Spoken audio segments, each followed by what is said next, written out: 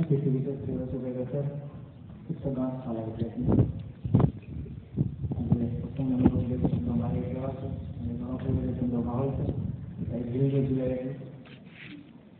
मम राष्ट्रमिदं मधुरं मधुरं मम राष्ट्रमिदं स्वर्गापतितम् नानक गांधी वल्लभं विदे दत्तं सत्यं कार्ये जीवे पुण्यं ते नैव सदस्ततमं मम राष्ट्रमिदं स्वर्गापतितम्। મિત્રો આ મારું રાષ્ટ્ર સ્વર્ગથી પણ વિશેષ છે. આમાં કવિ એવું કહેવા માંગે છે. મેં મારે સંશોધન કર્યું કે હાથું હા પાડી ના પાડી ગયો. અત્યારે આ મુદ્દે બહુ વિચારવો પડે એવો સમય આવી ગયો છે. આપણું નહીં હોય, બીજા કોકનું હોય છે. આસપાસ બધી દર્શક આપણું સંધાર હોય તો જ આપણું હોય, ચોખ્ખું હોય આપણું.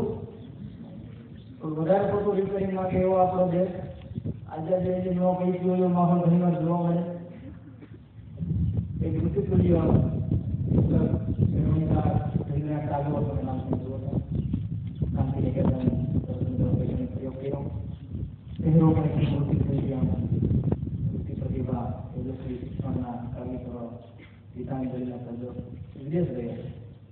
વિદેશમાં તો બહુ બધા લોકો ભારતીય સંસ્કૃતિનો અભ્યાસ કરે, આપણું વૈદિક વાંગ્મય વૈદિક સાહિત્યનો અભ્યાસ કરે.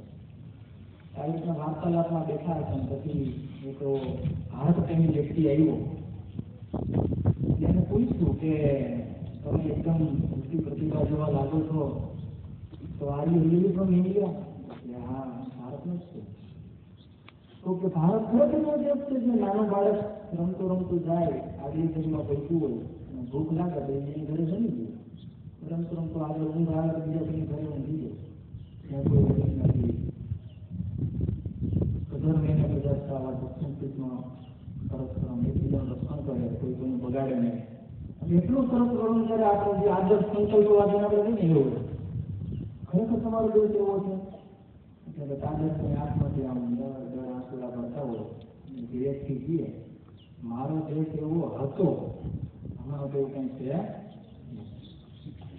કારણ કે એ પિક્ચરમાં પણ આ રાષ્ટ્રને સાંભળો છે, काबिल मेरी मौत का तमाशा देखने, अब मुझे लगता नहीं है सवाल ही बार आएगी तो बिस्कुट जैसा हमारा पड़ोसी मुल्क फैलाने वाला कल में अपने आप को दुनिया कनेक्शन में देख नहीं पाएगा, फिर भी अपने देश को लिटिल इंग्लैंड का सपना देख रहा है. वो भूल रहा है उसको कभी तो रोटी मिलती है, उसका आटा भी हिंदी से पीस कर आता है.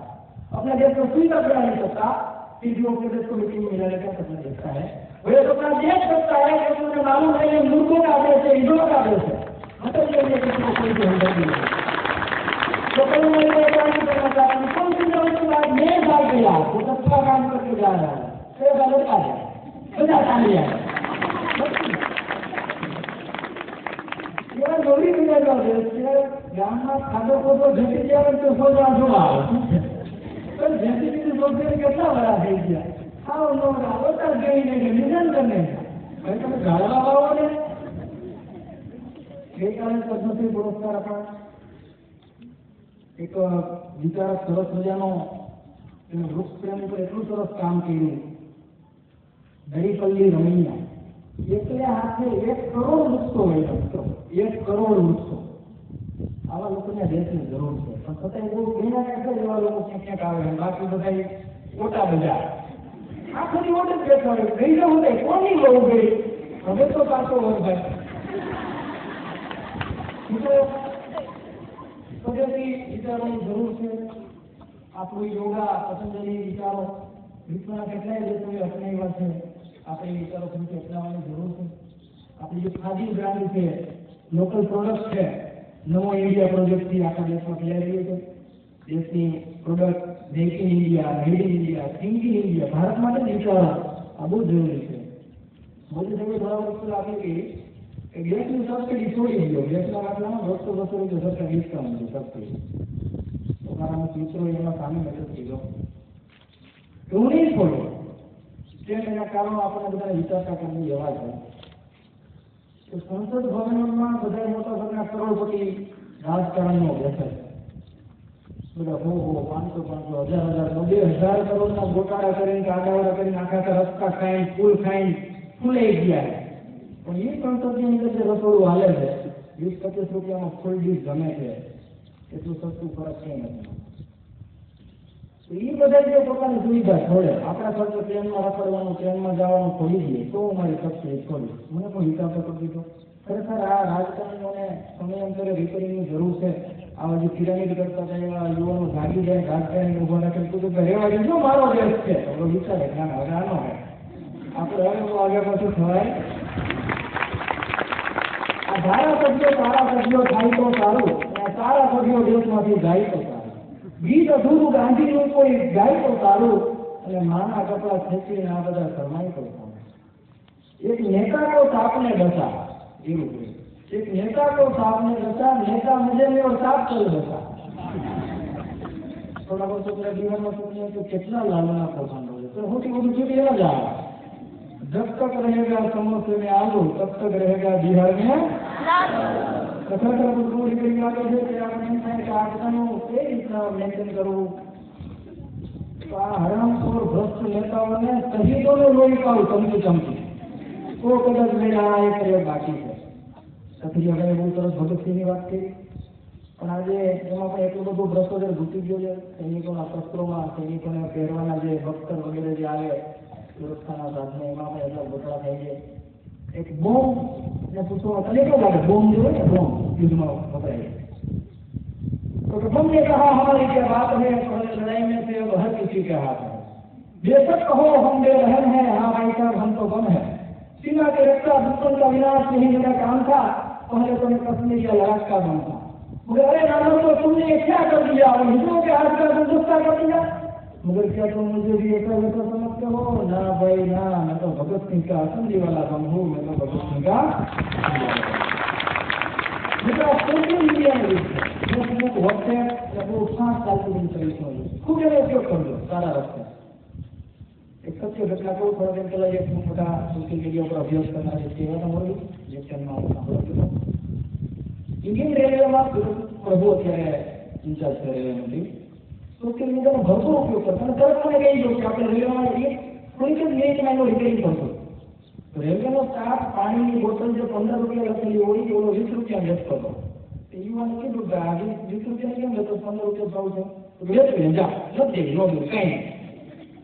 તો મને તરત એનો ફોટો પાડી ટ્રેન નંબર, સીટ નંબર વગેરે લખીને સુરેશ પ્રભુને મોકલ્યો કે આમ થાય છે. તમે માનતો નથી મિત્રો, આ ભારત દેશમાં 20 મિનિટ પછી યુવાને રેલવેનો એક જગા ગયો તો 5-5 રૂપિયા પાછા દેવા આવ્યો અને થોડી વગર માફ કરવું એમ કહેતો. સુરેશ પ્રભુની તાકાત છે. સુરેશ પ્રભુ કૃષ્ણ પ્રયાસ લોકો કર્યા કરે છે. એટલે લોકો આગળ કાંઈ ખાલી ફોટો પાડેલો તો અડધું મળે આવી જાય. સીસીટીવી કેમેરા લાગે છે, જાહેર રસ્તામાં મોટરસાયકલનો ચોર આવી ગયો, આગો લઈ ગયો સુસ્મેરી, પછી જેનું કેમેરા દેખાય તો વળી મોટરસાયકલ પાછું બિલકુલ કેમેરા માફી લઈ ગયું. માફ કરીએ પ્રભુ. એટલે શક્તિશાળી લડવા માટે મીડિયાનો ખૂબ સરસ ઉપયોગ કરી શકાય. નવું ભવિષ્ય નિર્માણ કરવાની તાકાત યુવાનોમાં હતા. કારણ કે India is the youngest country of the world. ભારતમાં સૌથી વધુ યુવાનો જે છે વસ્તીની દ્રષ્ટિએ જો ધારી છે તો કંઈ પણ અશક્ય નથી. ભૂતકાળ એવો ભૂલી જવાનો કાંઈ નવો ભૂતકાળ જોઈને કરવો છે. આપણા પુરાણા વસ્તી કે પ્લેનમાં ફરતા હતા, હવે બીજે આ કરવા મળે આપણે ફરીથી એવું બનાવવું છે. આ વસ્તુ અર્જન કરવા પ્લેન લઈને આવે નાનું નાનું ઉઠે એવી આપણી સંકલ્પના છે. दुर्लभ भारत जन्म किनारा देश है, एकम सत बहुधा विग्रह बंदी किनारा देश है. नर अपनी करनी करे तो लड़का नारायण हो जाए, नारी तो नारायण किनारा देश है.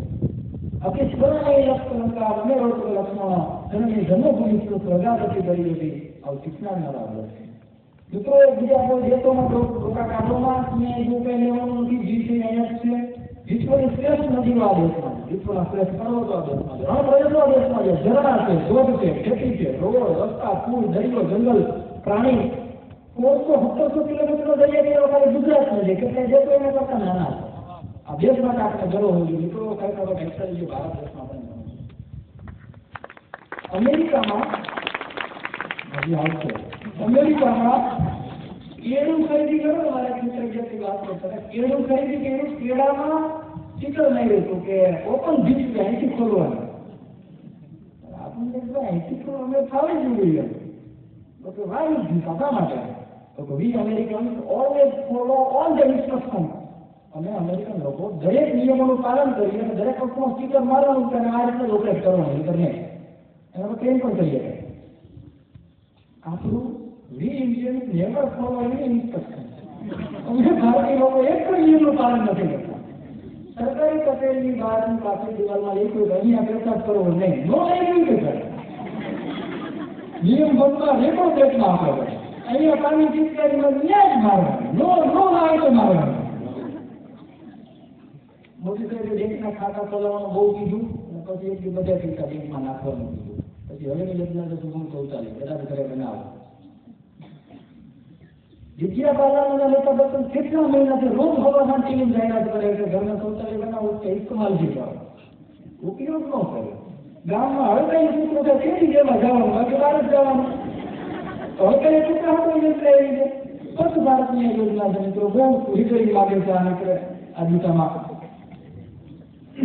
India world Jio petal India bio petal આ જીઓ એકદમ જીવન પેટલ જીએ જીવો ઇન્ડસ્ટ્રી આમાં કઈ એવું કે છે કે ભેટા બકરા જેવા ખાવમાં અબ્રાહમ લિંકનનો નાનો કેન્યો જ્યારે સરકારી સ્કૂલમાં ભણવા જાય એના પ્રિન્સિપાલને પત્ર લખે કે મારા બાળકને કહેજો ભલે હારી જાય સત્યના પક્ષે લડવું ને ભેટા બકરા જેવો ન થાય. ભેટું એકબીજાને મહેમાને હિલું જાય.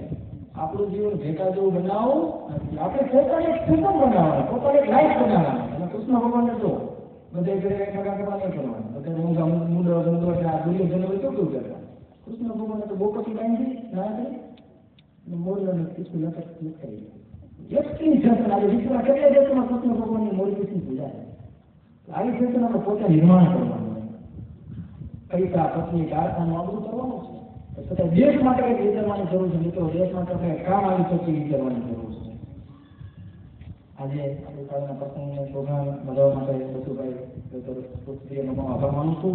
આપણા દેશ માટે નાનકડી અટલ બિહારી વાજપેયીની રચના વાત કરી. मित्रों ये वंदन की भूमि है, अभिनंदन की भूमि है, ये अर्पण की भूमि है, ये दर्पण की भूमि है. यहाँ की नदी नदी हमारे लिए गंगा है, ये कंकर कंकर कंकर है. हम जिएंगे इसके लिए, हम मरेंगे इसके लिए और मरने के बाद भी गंगा जल में बहती हुई मेरी हस्तियों को सुनना तो हस्तियों में भी आवाज आएगी भारत माता की जय, भारत माता.